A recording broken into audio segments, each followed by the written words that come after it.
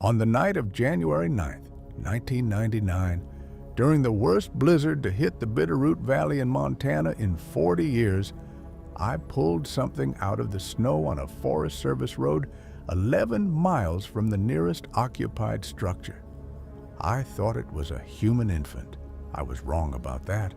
I did not discover how wrong until I had carried it home through a whiteout in my truck, warmed it by my wood stove, and sat with it through the night while the storm buried my property in 4 feet of new snow. By morning, I knew what I had. I spent 3 days making the most difficult decision of my life. Then I drove it back to the forest and left it at the edge of the tree line and watched it disappear into the timber. And I went home, and I tried, over the following months and years, to convince myself that what had happened, and that it was finished. It was not finished. 20 years and 4 months later, on the evening of May 17th, 2019, something came to my front door in Darby, Montana. Not the infant I had rescued, the adult it had become. 8 feet of it, standing on my porch in the May dusk with the specific quality of presence that you feel before you see it, and looking at me through the window with eyes that were not the eyes of an animal and were not the eyes of a stranger. My name is Howard Bench. I am 57 years old. I have lived in Ravalli County, Montana for 31 years. I spent 22 of those years as a volunteer with the Ravalli County Search and Rescue Team, and I am not a person who panics in emergencies, who exaggerates under stress, or who confuses what he sees with what he expects to see. I am a person who writes things down. I kept a journal from the night of January 9th, 1999 forward, and the journals are in my house, and everything I am about to tell you is in them. Here's why this changed everything for me. The 20 years between those 2 nights were not empty. They were the 20 years in which I carried what I knew and could not share it, in which I made my peace, imperfectly, incompletely, with the decision I had made on a Montana forest road in a blizzard, and in which I convinced myself finally that the chapter was closed. The chapter was not closed. The chapter was waiting for the other party to finish their part.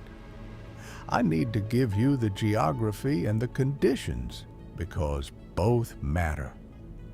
The Bitterroot Valley runs roughly north-south along the Montana-Idaho border, flanked on the east by the Sapphire Mountains and on the west by the Bitterroot Range, which rises sharply to peaks above 10,000 feet. The valley floor is agricultural, hay fields, horse properties, small ranches, but the western side transitions quickly from valley floor to mountain terrain. And the Forest Service roads that thread into the Bitterroot Range are in winter serious business, unmaintained from November through April, subject to drifting, and capable of becoming impassable with 20 minutes warning. I had been driving those roads for 9 years by January 1999. I was a volunteer with Search and Rescue, and also, separately, a person who spent more time in the backcountry than was strictly sensible, because the backcountry was where I felt most like myself and least like everything the valley was asking me to be. My marriage had ended the previous spring. I was living alone on a 12-acre property outside Darby, working contract construction during the week and spending most weekends in the mountains. The storm that arrived on January 8, 1999 was forecast but underestimated. The National Weather Service predicted 8 to 12 inches over 2 days. What arrived was 31 inches in 18 hours, with wind gusts above 50 miles an hour and temperatures that dropped to -14 by the second night. It was the kind of weather event that becomes a marker. People in the valley still refer to things as before or after the January blizzard. I should not have been on the forest road that night. I had driven out to check on a friend's unoccupied cabin, a task I had done before and that I understood to carry some risk in winter conditions, but that I had not recalibrated against a storm of this severity. I was heading back when the visibility dropped to approximately 20 feet, and the road became indistinguishable from the ditch on either side of it. I stopped the truck. I turned on the hazard lights. I was deciding whether to stay put until the wind dropped or try to make the last 4 miles to the county road when my headlights caught something on the road surface, not a shape I could immediately identify. A darkness in the white, approximately 20 feet ahead, in the center of the lane, something that the blowing snow was accumulating around rather than over, which meant it had mass, which meant it was solid, which meant it was there. I got out of the truck. The wind at my back, moving toward the shape. I covered 20 feet in approximately 30 seconds, the slowest 30 seconds I can remember, pushing through knee-deep drifted snow with the visibility so reduced that I was navigating by the direction of my own footsteps rather than by sight. What I found was bundled in snow enough that the first thing I felt was warmth, the specific, unmistakable warmth of a living body that the cold had not yet won against. I cleared snow with my hands. The hair was dark, matted, longer and coarser than I expected. The size was roughly consistent with a large human infant or a very young toddler. I estimated 15 to 20 pounds. The face was turned away from the wind and the eyes were closed. I did not think, I acted. This is what I tell people when they ask why I didn't examine what I had found more carefully before picking it up. And it is the most honest answer I have. In a blizzard at -14, finding something warm and small and alive is not a situation that permits extended analysis. The analysis is for later. The action is for now. I put it inside my jacket, against my chest, and got back in the truck. The drive back to my property was the most difficult driving I have done before or since. The road barely visible, the truck fishtailing in the drifts, the thing inside my jacket making a sound that I will try to describe accurately. A low, resonant sound, felt more in the chest than heard with the ears, that varied in quality as it warmed and as the emergency of the situation began to resolve itself into mere severity. Not a cry, not the distressed vocalization of a frightened animal. Something more like the sound of a body reasserting its own presence. I am here, I am alive, I am beginning to understand that I am going to continue to be. I made it home at 11:47 p.m. I wrote the time in my journal because writing the time was the first coherent act I performed after I got through the door. My experience revealed something profound in the next 30 minutes while I was removing layers and assessing what I had brought home by the light of the wood stove. The thing I had rescued was not a human infant. The hands were the first indication, too large for the body's proportion and structured differently from a human hand in ways I could not immediately name but could immediately feel. The face, once the snow was fully cleared and the warmth of the room had brought color back into it, had the broad structure and pronounced brow of something that was not what I had assumed it was. I sat back on my heels and looked at what was lying on the blanket I had spread on the floor in front of the wood stove. My understanding of the world had just changed. I needed a moment to let it catch up. I will not spend too much time on the 3 days, because what matters is not the specific details of those 72 hours, but the decision they produced. But some of the details are necessary. The infant, and I am going to use that word because whatever else it was young and it was small and it needed what infants need, was not critically injured. The cold had been a threat, but the finding had been timely.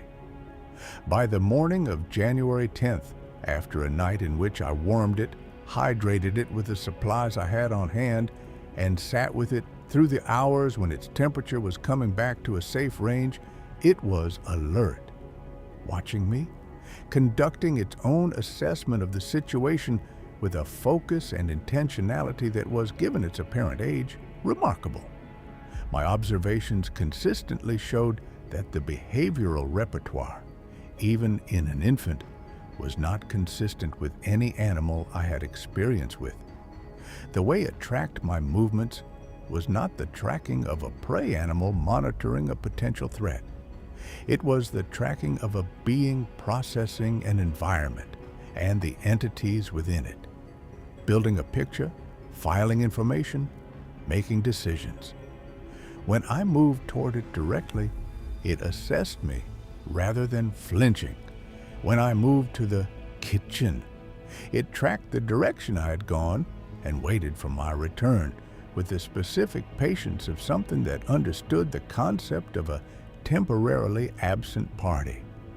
It was thinking. The question of what to do with it was the hardest question I had faced in 42 years of living, and I worked through it with the systematic honesty that the situation demanded. The options were: report it, to whom I was not certain; animal control, the Forest Service, the state wildlife agency. None of these felt like the right category. Keep it, which I understood to be both practically and ethically impossible beyond the short term. Or return it to where it had come from and trust that the family it belonged to would find it. On the morning of January 12th, with the storm finished and the roads partially plowed and the temperature at -2, I drove back to the forest road where I had found it. It had known something was changing. I don't know how to say this more precisely than that. As I was preparing to leave, loading the truck, gathering the supplies I had used, moving with the specific, focused efficiency of someone executing a decision they have made and are not going to revisit, the infant went quiet in a way it hadn't been quiet before. Not sleep quiet, decision quiet. The specific stillness of a being that has assessed a situation and arrived at a conclusion about it. It knew it was going home. At the tree line, I set it down on the snow. It looked at me for a moment, a look that I have spent 20 years trying to accurately describe, and that I will try once more here. Not gratitude, not farewell in any emotional sense, something more fundamental. A recording, the look of a being committing something to a memory it intended to keep. Then it turned and walked into the timber, steadier on its feet than I had expected, moving with the directness of something that knew where it was going. I drove home. I wrote in my journal for 2 hours. I closed the notebook and put it on the shelf. I told myself it was over. The 20 years between January 1999 and May 2019 were, on the surface, an ordinary life. I continued my search and rescue volunteer work through 2011, retiring from it when my knees became unreliable in the backcountry. I built a small contracting business that kept me reasonably solvent and kept my hands busy. I had one significant relationship that lasted 4 years and ended without drama. I bought the 12-acre property outright in 2006 and spent the following decade improving it with the patient incrementalism of a man who has nothing to prove and nowhere else to be. What most people don't understand about carrying a secret of the magnitude I was carrying is that it does not get lighter with time. It gets more familiar, which is different from lighter. You learn to carry it in a particular way, to not lean against it, to arrange the rest of your life around its weight, without directly acknowledging that the weight is there. I did not tell anyone what had happened on the forest road in January 1999. Not my ex-wife, not my closest friend in the search and rescue team, not the doctor who asked me once why my blood pressure was elevated. No one. I continued keeping the journal. This is the detail that I think reveals the most about my psychological state during those 20 years.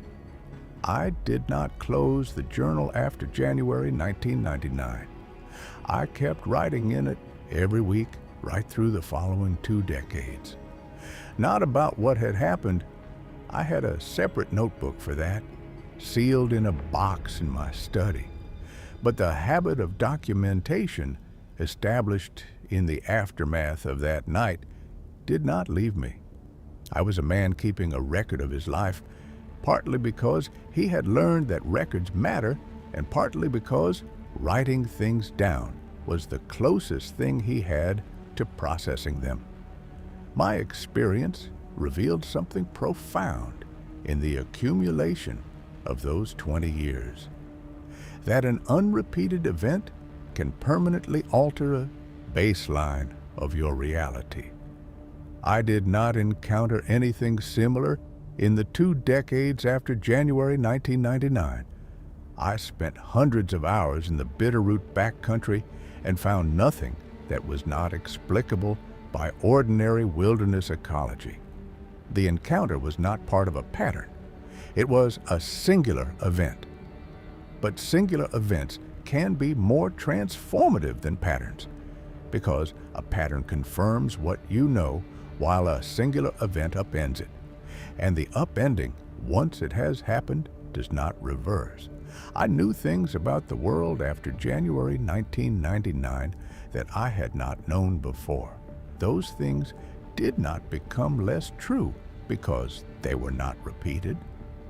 The specific thing I knew was this: there was something alive in the Bitterroot wilderness, and I believed in the wilderness of the broader Pacific Northwest that was not in any official account of the region's fauna. Something intelligent, family bonded, present at the edges of human territory, and capable of vulnerability. I had held one of them in my arms during a blizzard. I had watched it walk back into its world on steady legs on a cold January morning. I thought about it every day for 20 years, not obsessively, not in a way that interfered with my life. The way you think about the most important thing that ever happened to you, steadily in the background, as a kind of permanent orientation point. May 16th, 2019 was an ordinary Thursday. I had worked a half day on a deck renovation outside Hamilton, come home, made dinner, watched the news. The evening was warm for mid-May, 61 degrees at sunset, the kind of spring evening in the Bitterroot that makes you understand why people live here. I sat on the front porch for an hour after dinner, watching the light leave the Sapphire Mountains to the east. My dog, a 7-year-old cattle dog mix named Briggs, had been behaving oddly since mid-afternoon. Not alarm behavior, not the specific, directed alertness he brought to bears or coyotes on the property, but a generalized heightened attention, a restlessness that had him moving between the front and back of the house in a pattern that was not his usual evening routine. I noted it without attending to it fully. Briggs was a dog that picked up on things before I did, and I had learned to take his behavioral changes as data without immediately acting on them. At 10:30, I went to bed. At 2:17 a.m., I woke without knowing why. Not the alarm of a noise, but the specific waking that comes when the unconscious has detected something the conscious mind hasn't yet processed. I lay still for a moment, assessing. Briggs was at the bedroom door, which was closed, pressing against it, not scratching, not whimpering, just pressing, the weight of him against the door. I got up, I opened the door. Briggs went immediately to the front of the house and stood at the window that faced the porch, looking out. With his hackles fully raised and his body completely still, I went to the window. The porch light was on.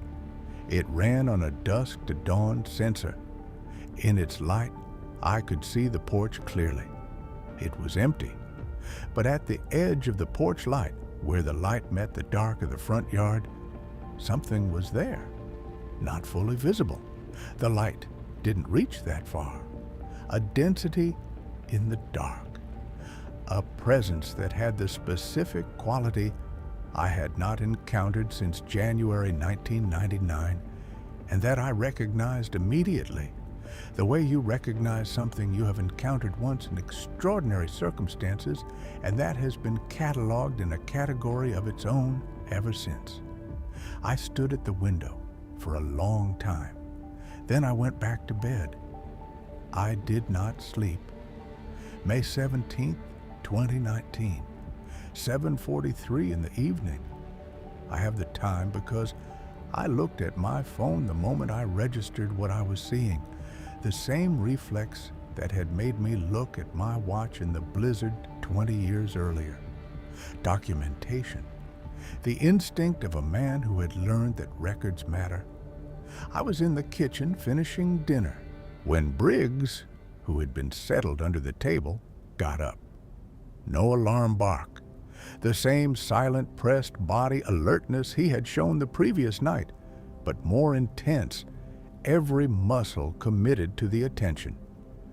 He moved to the front of the house. I followed. Through the front window in the May evening light, the long golden light of a Montana spring evening at 7:40, I saw it on my porch. I want to be careful about describing what I saw because careful is the only honest approach. It was large, significantly, unmistakably large, larger than anything that had a right to be on a wooden porch built for human-scale occupancy. I estimated height at approximately 8 feet, comparing against the porch rail and the door frame, both of which I know precisely. The build was massive through the shoulders and chest in the way that I have since read is typical, but that no written description had prepared me for as a lived reality. The hair was dark, the face broad, the brow prominent. He was standing at my front door, not knocking, standing, with its face turned toward the window where I was standing in the kitchen looking out. The eyes found mine across the width of the porch and the glass between us. And here is the thing that I have spent 5 years trying to find the right language for, and that I am going to describe as plainly as I can without the safety net of adequate vocabulary. Those eyes were not the eyes of a creature that had found a house. They were the eyes of something that had found a specific house, a specific person, that had arrived at this location with a destination in mind and had reached it. It knew where I lived. It had come here on purpose. What most people don't understand about the terror of that moment is that it was not the terror of encountering something large and unknown. It was the terror of recognition, the specific, destabilizing terror of having something you had put in the past walk back into your present. 20 years later, 8 feet tall, standing on your porch. I knew what this was, not abstractly, not as a category, specifically. I knew where this had come from. I knew what I had done 20 years ago on a forest road in a blizzard that was the first link in the chain that had led to this moment. What I didn't know was what came next. I stood at the kitchen window for approximately 3 minutes. I have been asked whether I was afraid, and the answer is yes. And the fear had the specific quality of fear that occurs when a situation is outside every framework you have for managing situations. Search and rescue trained me for emergencies. It did not train me for this. My 47 years of adult life had given me tools for most of what the world produces. It had not given me tools for this. What I had, in the absence of tools, was the record. 20 years of journals. The specific memory of 3 days in January 1999 during which I had held something young and vulnerable and had not harmed it and had returned it to its world when returning. It was the right thing to do. I had not behaved badly in this story. Whatever was on my porch had come here with knowledge of what I was, not humans in general, but me specifically. And the knowledge it had was based on what had actually happened. If it had wanted to harm me, it had not needed to knock. I walked to the front door. I put my hand on the handle. I stood there for another 30 seconds. Then I opened the door. The size of it at 6 feet of distance rather than through a window was a different experience. Not threatening in its manner.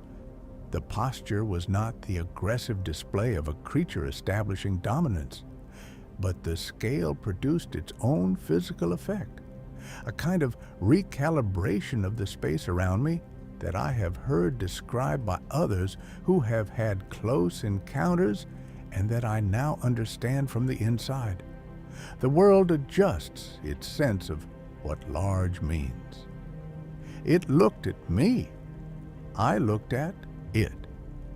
My experience revealed something profound in the first 30 seconds at the open door. I was not looking at a being that was uncertain about its purpose here. The quality of its presence was settled. It had come here, it had found what it was looking for, and it was now in the phase of the encounter that it had intended to reach. Whatever happened next was the point.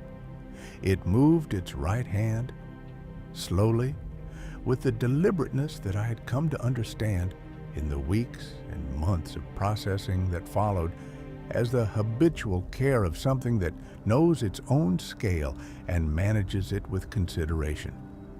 It extended the hand, palm up, toward me. In the palm was an object. I looked at what was in its hand for a long time before I understood what I was seeing.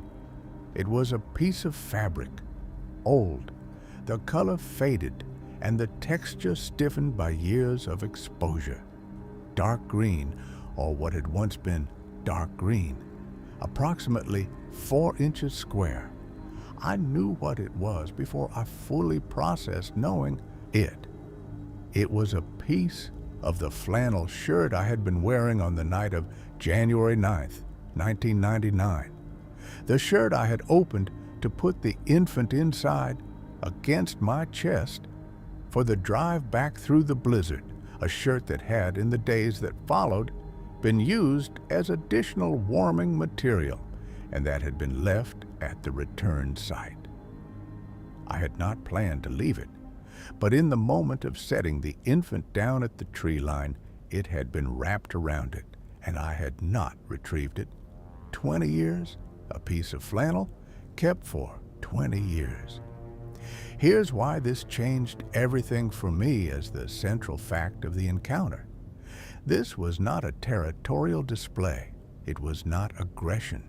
It was not warning.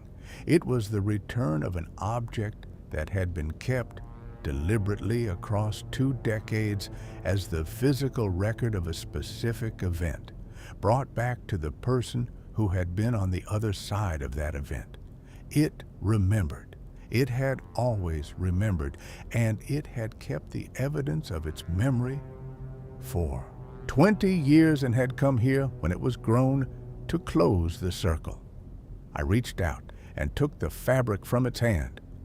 My observations consistently showed that the gesture with which it released the fabric was the most human gesture I have ever observed in a non-human being. An opening of the fingers, a small relinquishment, the specific physical act of giving something away that you have been holding for a long time. Not a drop, a giving. I held the flannel in my hands and I looked at it and I looked up at the being on my porch and I said the only thing that felt adequate to the moment. I remember you. It stayed for approximately 40 minutes. I am going to tell you what those 40 minutes were and were not, because both matter. They were not dramatic. There was no sustained communication event, no revelatory exchange, no moment of contact beyond the giving of the fabric. We stood, I in the doorway, it on the porch, and we were present to each other in the accumulated, complicated weight of a 20-year connection that neither of us had words for and neither of us needed words for, because the connection was not about words. It was about what had happened on a forest road in a blizzard and what that action had meant in the economy of a life I hadn't known I was sharing.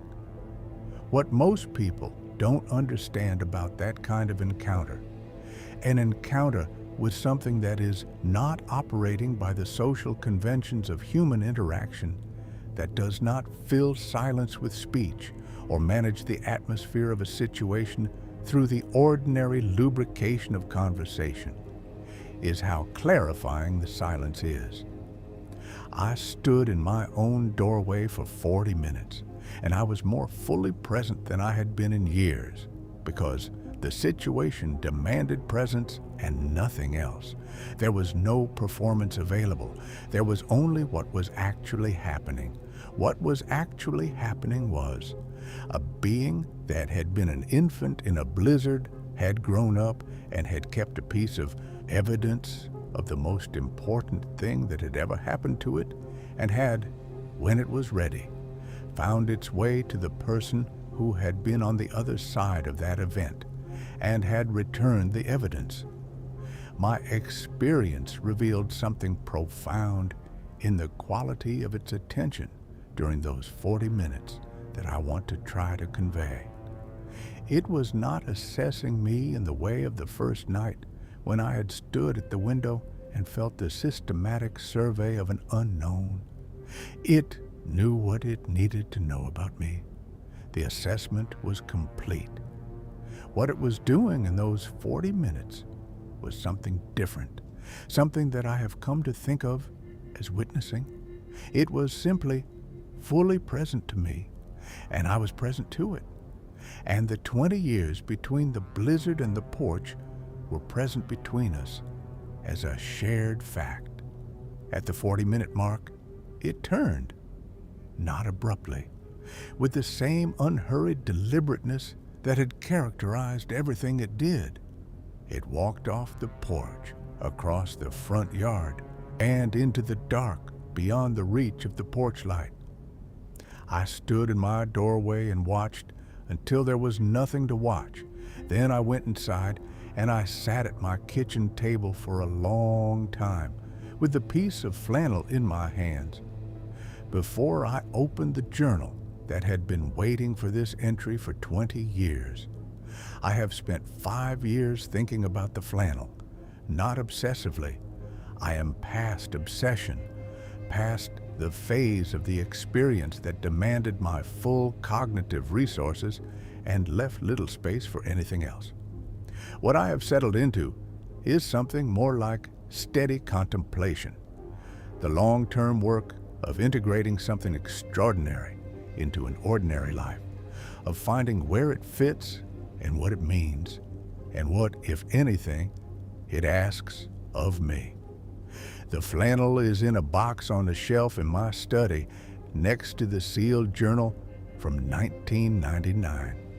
What most people don't understand about the fact of a Bigfoot keeping a piece of fabric for 20 years is the chain of implications that fact produces.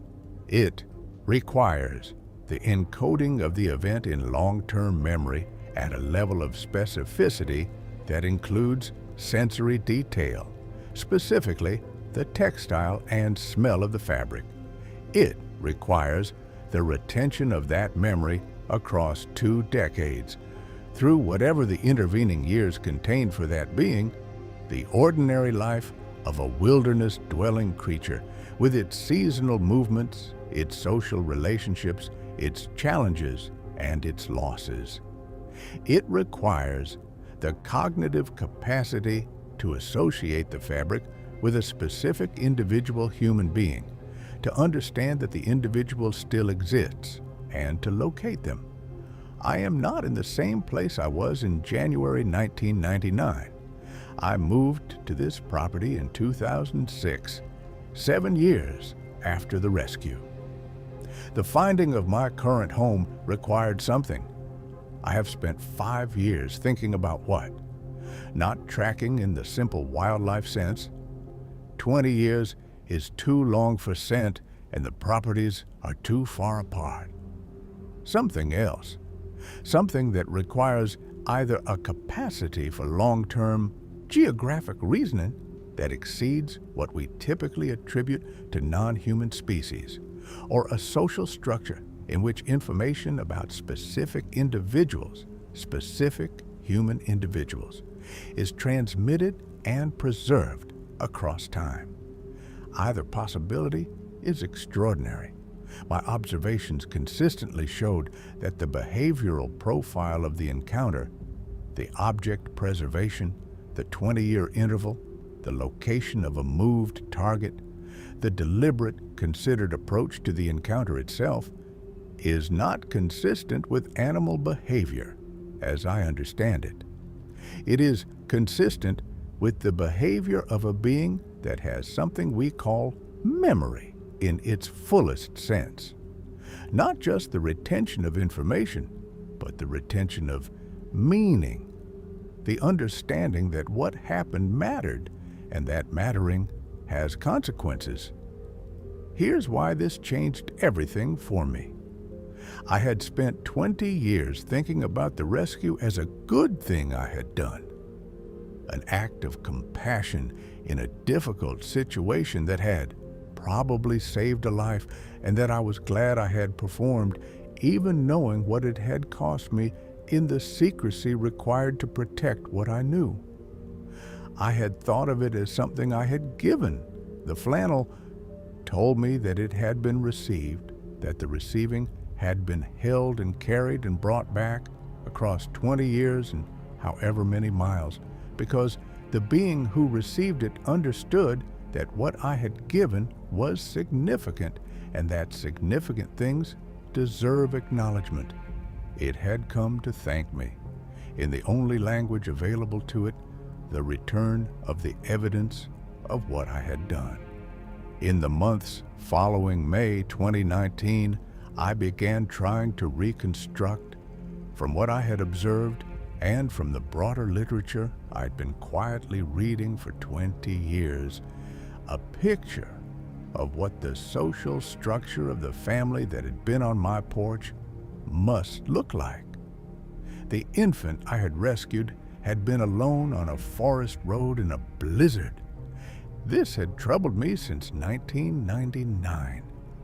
A young infant alone in lethal weather is a deviation from normal family behavior in any social mammal. The young are supervised, the young are protected, the young are not on forest roads and blizzards without a family member in proximity. Something had gone wrong. A separation, an accident, a moment of chaos in the blizzard that had moved a dependent infant away from its family in conditions that made recovery impossible. The family had survived the separation without the infant. They had known the infant was gone, and at some point, presumably the following morning, when the storm had cleared enough to permit searching, they had gone to find it. They had not found it. They had found instead the evidence, the place on the road where something had happened, the tracks of a vehicle, the smell of me. They had known a human being had taken their child. My experience revealed something profound in working through that sequence. They had waited, not because they had no choice, not because they lacked the capacity for immediate action, but because, I believe this based on the quality of the encounter 20 years later, they understood something about the situation that required patience. The infant had been taken, but it had not been taken in violence. The tracks, the circumstances, the specific evidence of what had occurred on that road told them something about the nature of the taking. And they had, across 20 years, monitored the situation with the patient intelligence of beings that take the long view. This creature holds a secret about its family bonds and its capacity for long-term considered response that changes the entire framework through which I had been thinking about these beings. They are not reactive in the way we typically imagine a large, powerful, wild animals to be reactive. They are deliberate, they evaluate, they wait for the right time, which is a concept that requires the ability to imagine the future and to distinguish between better and worse moments for action. The right time, in this case, was when the infant had grown enough to make the journey and conduct the encounter on its own terms. Not as a dependent being that needed to be recovered. As an adult who had come to close a circle, it had not been sent, it had come. I have had 5 years to reconsider the night of January 9th, 1999, and I want to tell you what I now believe it was because I think the reframing matters. I thought of it for 20 years as a rescue. I saved something from dying. I acted with compassion. That is all true, and I am not revising it. But the encounter on my porch in May 2019 offered a different angle of view, the view from the other side of the event. And from that angle, the night in the blizzard looks different. I was not the only agent in that story. The infant had been in the storm for long enough and in conditions severe enough that its continued survival was genuinely in question. But it was not without resources. It had, as I came to understand, from the behavioral evidence of those 3 days in my house, a native resilience and an innate capacity for self-regulation that my warmth and my intervention supplemented rather than replaced. It would have been a harder night without me. It would, I believe, have been survivable. What I did was not just rescue. What I did was demonstrate something to a being who was young enough that it was forming its foundational understanding of the world, including its foundational understanding of what humans are and what they do. I demonstrated at the moment when that demonstration was most legible and most important, that a human being could be a source of warmth and care rather than a source of threat. Here's why this changed everything for me as a final understanding. The flannel was not just a thank you. It was evidence in an argument. It was the physical proof, preserved for 20 years, of the most important fact that being had ever learned about our species, that we are capable of kindness towards something that is not us. My observations consistently showed that everything about the encounter on my porch The deliberateness, the patience, the specific gesture of return was the behavior of something making a point as much as expressing a feeling, not performing gratitude for my benefit, affirming something for its own understanding. This happened. I was there. The human who was there can be trusted. I have the evidence. The flannel was not a gift to me. It was a record of something it needed to remember correctly. I am 57 years old. I have told this story to exactly 2 people before recording it here. My closest friend from the search and rescue years, who believed me without reservation, and a therapist I saw briefly in 2020 who did not believe me and whom I stopped seeing. The journals exist. The flannel exists. The sealed notebook from 1999 exists. What most people don't understand about 20 years of carrying a secret is that the carrying becomes its own argument for continued silence. Each year that passes without telling is a year in which you have managed it alone, and the management becomes evidence that you can continue to manage it, and the continued management becomes its own justification. It took May 2019 to break that logic. Not because the encounter was more significant than what happened in 1999. It was not.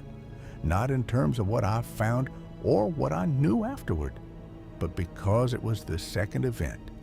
And the second event changed the structure of the thing from a single extraordinary occurrence to a relationship. And a relationship, I believe, deserves acknowledgement. Here's why I'm telling this now. The being that stood on my porch in May 2019 came to close a circle. It did what it needed to do with the flannel and with the 40 minutes on the porch and with the encounter itself. Its part of the story is closed in the way that its part can be closed. My part is not yet closed because my part is in language, in the journals and the sealed notebook and the specific, careful telling of what actually happened, and language requires an audience. I am the last living person who knows about January 9th, 1999. When I am gone, the knowledge goes with me, unless I give it somewhere to land. My experience revealed something profound in this understanding, that what we witness in our lives is not fully ours. We are custodians of our experiences, not owners. The experience on the forest road belonged to both of us, to the infant in the blizzard and to the man who stopped his truck in a whiteout. It belongs now to whatever it has become in the 20 years since. And the custodianship of it, the responsibility for its accurate transmission, is mine for only as long as I am here. After that, it belongs to whoever receives this. The night after the encounter on my porch, the night of May 17th, moving into May 18th, 2019, I opened the sealed notebook from 1999 for the first time since I had closed it. I read every entry from January 9th through January 12th. 3 days of my life, documented in the careful, precise handwriting of a 42-year-old man who was trying to get something exactly right because he understood that exactly right was the only honest standard. The last entry from January 12, 1999 reads as follows, and I am going to give it to you verbatim because it has been waiting for this moment for 25 years. Returned it to the forest road at 9:14 a.m. Left it at the tree line. Watched it go. It looked at me before it went into the trees. I don't know what the look meant. I don't know if I did the right thing by not reporting it, by bringing it home, by any of it. I know I did the only thing I could do at each decision point, and I know the thing is alive and going back to where it belongs, and I know I'm going home to a house that feels different than it did 4 days ago and will probably always feel different. I'm going to close this notebook now. I don't know if there's anything left to add to it. I added one entry. On the night of May 17, 2019, in the handwriting of a 57-year-old man who had spent 20 years waiting to know what the look meant. I know now what the look meant. It was recording, it was storing, it was building the memory that it would carry for 20 years and bring back to me when the time was right. The look meant, I will not forget this. The look meant, this matters. The look meant everything I hoped it meant and some things I hadn't thought to hope for. I was right to do what I did. I was right not to report it. I was right to return it to the forest. And it was right to come back when it was grown and give me the evidence of its own memory. We were right about each other. I don't know how we were right across the species line across 20 years, but we were. The circle is closed. I am closing the notebook for the last time. Here's why this is the thing I most want you to take from this. Good acts have consequences we cannot predict, on time scales we cannot anticipate, in forms we cannot imagine. What I did on January 9th, 1999 cost me nothing except a sleepless night and 3 days of difficult uncertainty and 20 years of carrying something alone. What it returned was 20 years of knowing that the world was larger than the maps said it was, that intelligence takes forms we have not cataloged, that the right thing and the hard thing are often the same thing, and that the beings who share this planet with us are capable of a memory and a gratitude that exceeds anything we have been willing to credit them with. The flannel is on the shelf. The journals are in the house. The circle is closed. I am not afraid of what lives in the forest. I am grateful for it. And if it is ever again on my porch in the evening light, or if something younger comes in some future blizzard, in some future emergency, on some future forest road, I hope I will still be the person who stops the truck. I hope I will always be that person. That is the only legacy I have to offer. It is enough